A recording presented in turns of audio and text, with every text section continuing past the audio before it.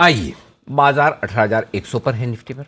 अभी कुछ दिनों पहले आपने 18,887 का हाई भी देखा है दिसंबर के पहले हफ्ते में। बिल्कुल 44,151 का हाई भी देखा आपने बैंक निफ्टी पर। और ये सब कुछ तब देखा है जब एफआई ने इस साल भारतीय बाजारों में रिकॉर्ड बिकवाली की है।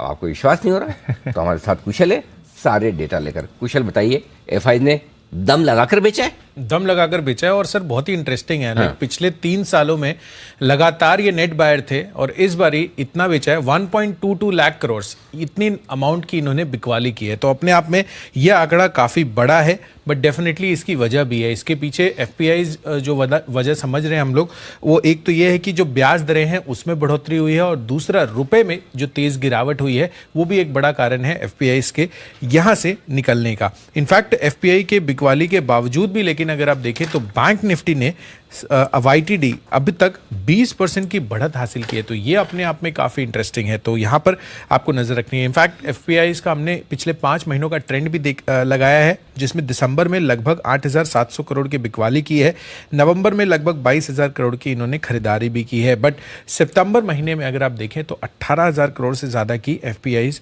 यहाँ पर बेचते हुए नजर आए हैं। पर 1 से 15 दिसंबर यानी कि जो अभी फर्स्ट 15 डेज ऑफ दिसंबर रहे हैं, उसमें किस किस स्पेसेस में इनकी रुचि रही है वो भी मैं आपको बता देता हूं। एक तो रियल्टी है, दूसरा कंज्यूमर सर्विसेज और तीसरा एफएमसीजी। ये 3 स्पेसेस में एफपीआईज ने खरीदारी की है, जहां पर रियल्टी में लगभग 3,150 करोड़ रुपए का निवेश इन्होंने किया है। साथ ही हाउसिंग और कमर्शियल कंस्ट्रक्शन में सुधार के कारण रियल्टी में यहाँ पर ये खरीदारी होती हुई दिखी है।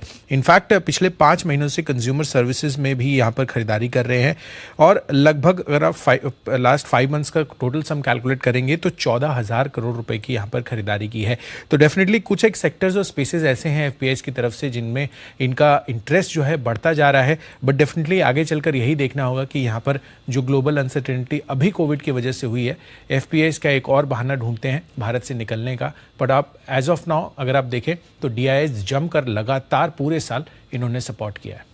ओके, तो लोकल फंड्स की खरीदारी और तीसरी महाशक्ति के आंकड़े आते नहीं इसमें आने चाहिए, तभी पता चलेगा कि इस बार मतलब मैन ऑफ द सीरीज जो 12 ही सीरीज हुई है वायदा कारोबार की, हर सीरीज में, हाँ हर series man of the series तो रिटेल ही है।